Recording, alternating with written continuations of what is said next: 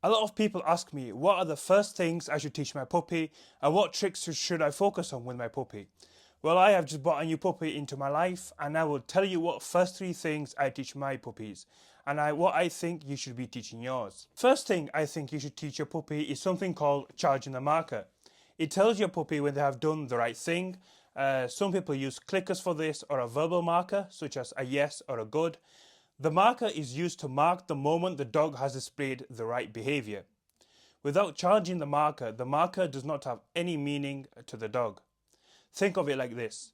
If you got a paycheck that said congrats but no money ever came through, you would stop caring about the congrats.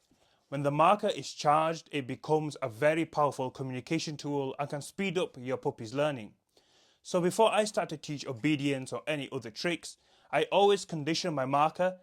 Imagine you're learning a new language and someone gives you a thumbs up every time you say the right word and hands you a £10 note. You'd learn pretty fast, right? That's what we're doing with the marker. So to condition the marker, you would press the clicker and give a treat. Press the clicker, give the treat. Press the clicker, give a treat. If you're using a verbal marker, like a yes or a good, you could do something like yes, treat, yes, treat, yes, treat, or good, treat, good, treat. This will condition your marker. The second thing I teach my dog and tell other people to teach theirs is the dog's name. A dog will never ever understand the concept that they have a name. This is not something they can logically comprehend. Dogs don't have names for each other, and there is no amount of training that you can do that can teach them the concept of a name. So why bother teaching a dog its name? Because their name becomes a command for attention. It means stop what you are doing, focus on me. So we use their name as a tool to snap them out of a distraction and to build some engagement. You are telling the dog to look up to you for guidance and direction, as you will be asking the dog to do something else. So for example, you would say the dog's name and now you want them to sit. Or you would say the dog's name and now you want to recall them. When you say your puppy's name, the ears should perk up like you just said the word walkies. That's the kind of response we want to build. One of the most common mistakes people make when teaching their dog its name is using the name in a negative context. For example, shouting, "Teddy, no!" when the dog is doing something wrong. When you are constantly pairing your dog's name with corrections, scolding, frustration, the name itself starts to carry a negative association.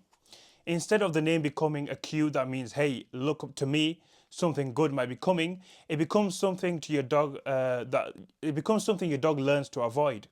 In extreme cases, your dogs may ignore their name altogether because they associate it with punishment or conflict. A dog's name should be like a ping or alert that grabs their attention in a positive way. Think of it like calling a friend's name every time you're about to argue with them. Eventually, they'll dread hearing you say their name. But if every time you call them is to give them something nice to talk about or start a fun conversation, they'll always be eager to respond.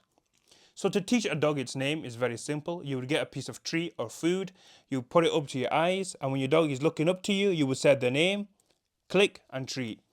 Put the treat up to your eyes, they look up to you, say their name, click and treat. And that's how you would teach the dog to look up to you for guidance and direction when you say their name. Now let's take a look at the third thing I teach my dog. So after I conditioned my marker and taught the dog its name, then I teach sit. Sit is one of my most useful pieces of obedience that I have in my toolbox. And this allows me to have a calm and well-mannered dog. Teaching a dog to sit is one of the most basic but important obedience commands that you could teach them. It helps build structure, focus and calmness. Sit puts the dog into a calm, stationary position which makes situations like greeting people or waiting at the door much easier to manage and control. A dog that knows how to sit can be stopped from jumping, running into traffic or being reactive. I'll even use it to prevent chaos at the front door.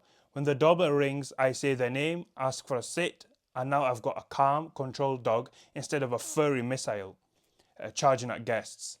I use sit every day with my dogs and the dogs I work with countless times. It is a foundational principle for having a perfect puppy.